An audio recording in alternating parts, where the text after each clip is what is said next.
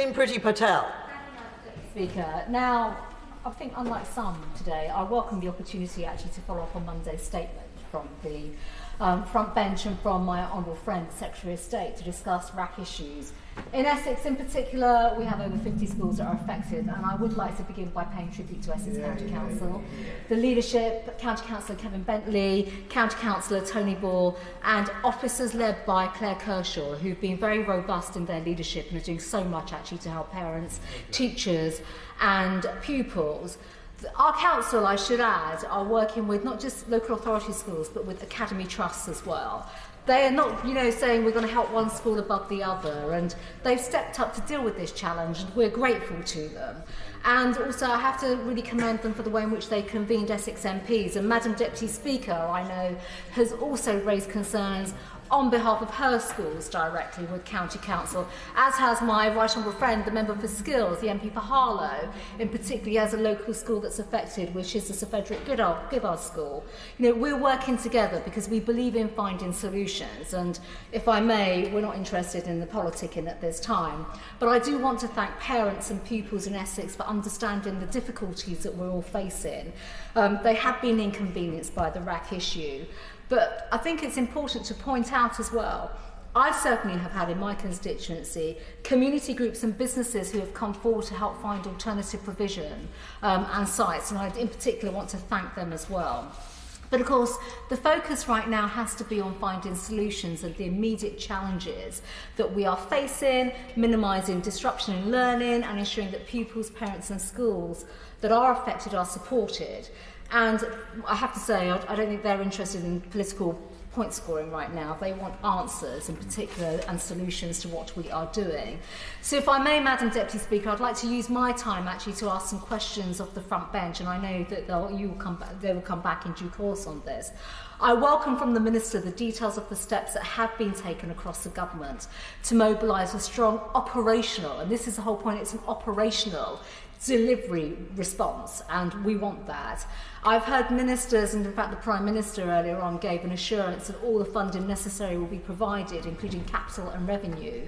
Now this is important because our County Council is already liaising and coordinating and covering costs in the interim.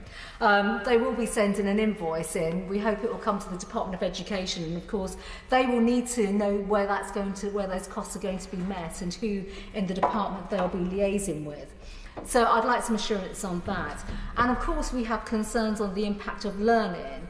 I think I raised on Monday in this House as well in particular, concerns around children with special needs, disabilities and vulnerabilities. Also the impact of missed learning for their parents as well, difficulties with childcare. We're looking at finding practical solutions to this. And so I'd welcome any update, if I may, from the front bench on this as well. We'll need to think about how the impacts of all of this, particularly on exams and Ofsted inspections, will be managed, because I think it's inevitable that post the pandemic we're going to see much more in terms of Ofsted inspections locally. I know that from my own schools, but actually we have key year groups right now that are in that exam year group, and we've got to support them. With regards to temporary measures being put in place, I think all members will be concerned about the pressures on the market demands for portable classrooms, facilities. I think the Secretary of State of Ireland, we've already spoken about the demands, potentially increased costs. So I think it'd be helpful for the government to give any update on positions of supply. And alongside that, as well as pressures on supply for temporary classrooms, the impact this will have on the construction sector, but also areas such as extra insurance costs, the premiums, and how schools and the local authority will literally be looking at some of these issues and the quality control measures. I know it's already been touched on in this debate and actually over the last few days. It's not just a RAC that's affecting our schools. There are other issues I've raised in the past, issues such as damp, old buildings that are worn out, need updating and replacing.